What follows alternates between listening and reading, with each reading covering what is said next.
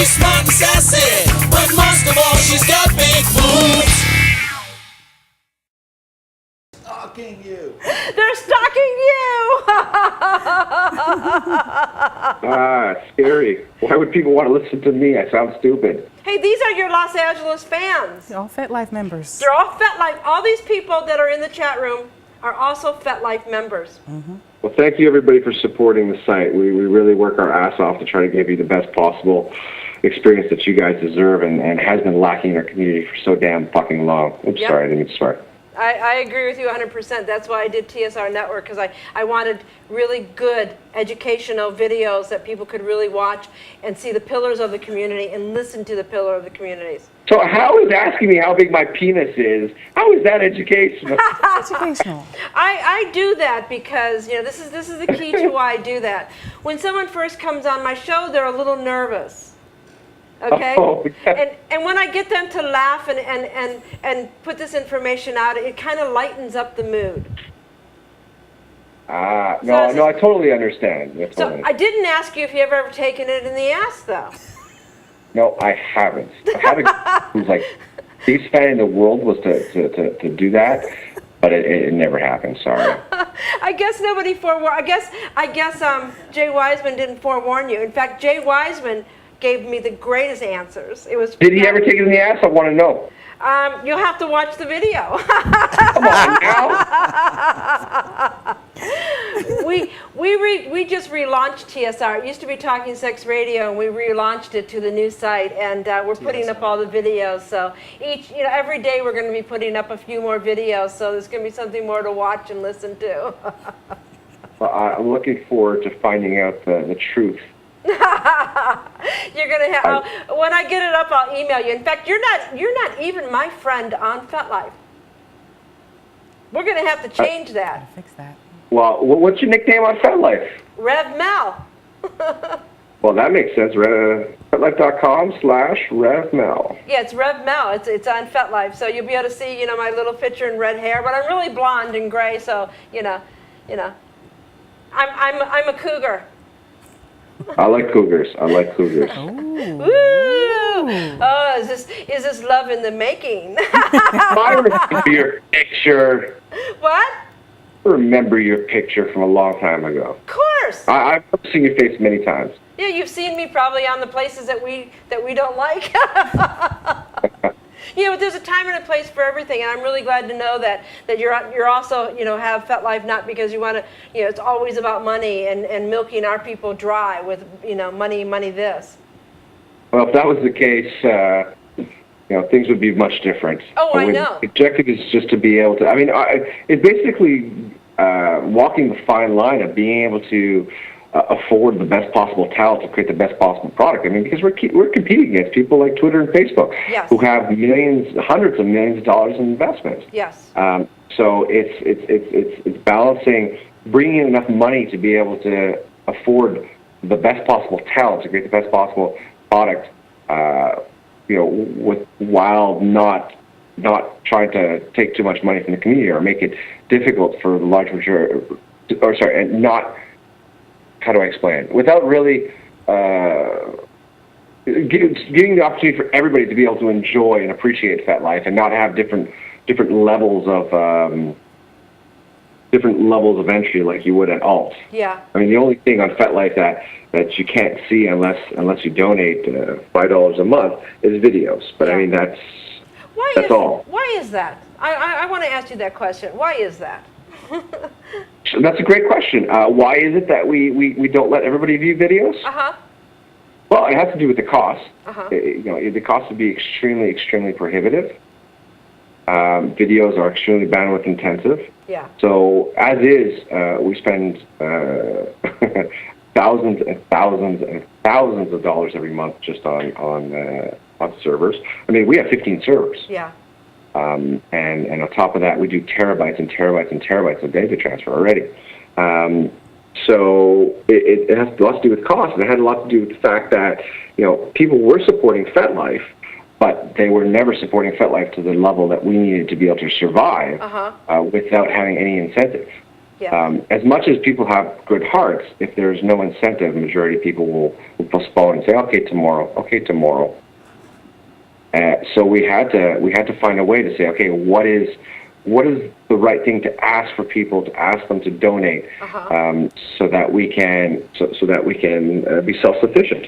Because you have to ask yourself, is it better that there is no FetLife, or that there is a FetLife, but we charge for additional features? We never took anything away from the community whatsoever. Yeah. We added more and asked people to donate to be able to have that more. Yeah. We have another question in the chat room. Richard? Yes, Robert would like to know if you could put FetLife on the stock market so that members can buy shares. Okay, here's the question. Robert would like to know. It's a good question. I heard it. Heard it. Why don't we have some type of I heard. Okay, ask it again just to make sure I got it perfectly. Would it be possible to make FetLife available on the stock market to its members so they could own shares? No, it's impossible. Send me the money. Dollars to get on the stock market, to say the least. And to be on the stock market, at the end of the day, you have to have a very strong business model. Because the second we go on the stock market, we don't answer to the members, we answer to the investors. Yes. And then the investors control what goes on in FetLife. So it'll be purely about profits. Look at FetLife very differently. But that does not mean that we could do some type of venture funding through members of the site. Is there any venture capitalists that are interested in investing into FetLife at this moment? There is no, there's two answers to that. Any of the venture capitalists that I look up to would not touch anything in the adult industry with a 10-foot pole. And I'm talking about venture capitalists that will bring value to the site. And because when you get a venture capitalist, it's not just about getting the money, but it's about getting all their experience to help grow the site. Yes. At the end of the day, venture capitalists, they're looking at not just buying into the site, but then making 10 to 20 times their money on the exit. So if they get into the site, if let's say FetLife was worth, $5 million. Let's just throw out any number. Basically, their objective is when they invest money and buy a certain percentage of the company at a $5 million valuation, they want the site to be sold for $100 million. How does the site become worth $100 million? Yes. It's because they bring in a lot of money. And how do they bring in the money? Well, they're going to bring in the money on the backs of the kinky community. How many members do you have on FetLife? Do you know? 270,000. 270,000. Do you know that MySpace, when they sold, how they got the value of the company was that they sold, it was $10 a year for each member. So you got a lot of money coming. Well, it's really, it all depends. Listen, at the end of the day, you're only worth what somebody's willing to pay for you.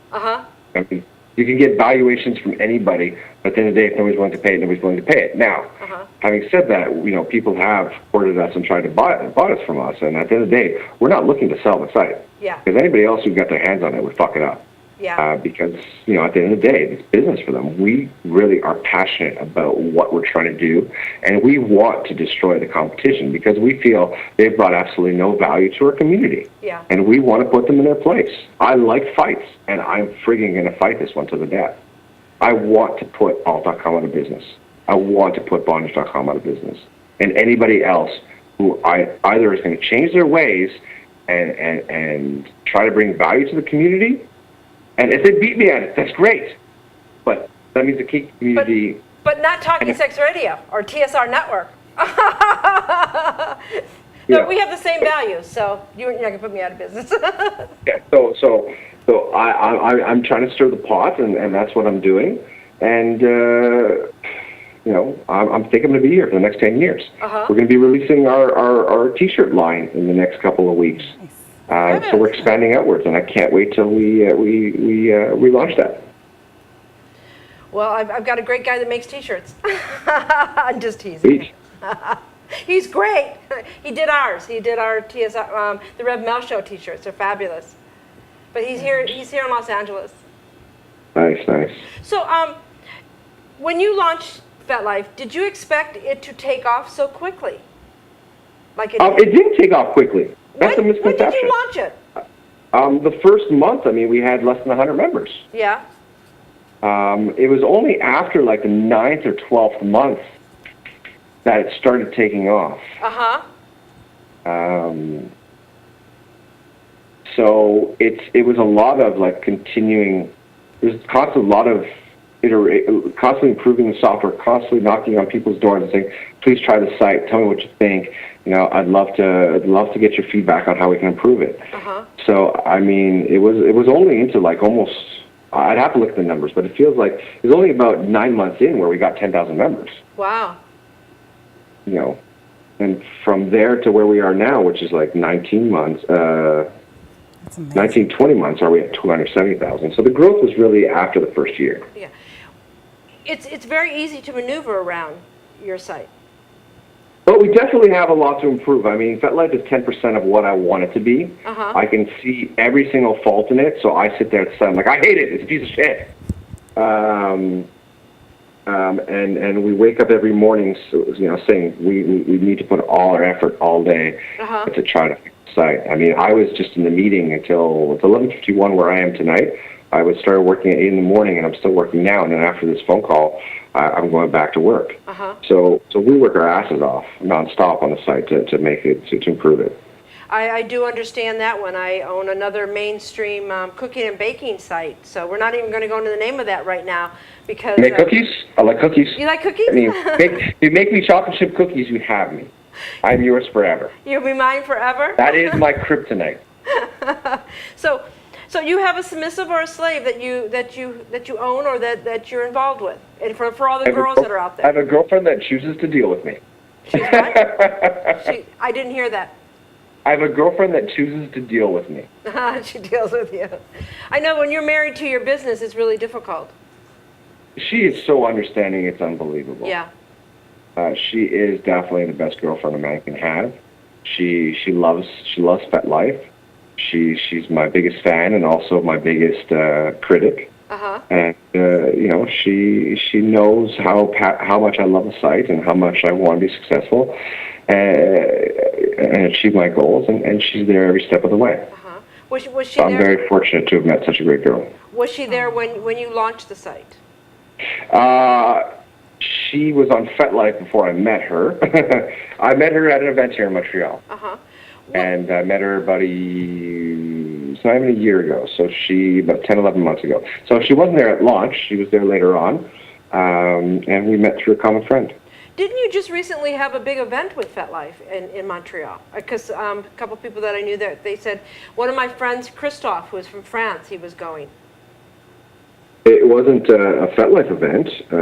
I know that we somewhat sponsored an event here in Montreal called Kinky Festival. Yeah, that might have been, but he said he went and had a great time. Yeah, Montreal's a good city. It's a great city. So when you play with somebody and you sing with somebody, what is your favorite implement to use? I'm a very private person, madame. Oh, he's not going to kiss and tell. You'll never, ever see me playing in public. Really? No. But do you go to dungeons and observe? I'm a huge, huge voyeur. Ah. My girlfriend and I will walk around and watch and talk. Though, wait a minute, I didn't play in public, but I did my first suspension in public. Uh-huh. My girlfriend had Bound in Boston a couple months ago in Boston. It was my first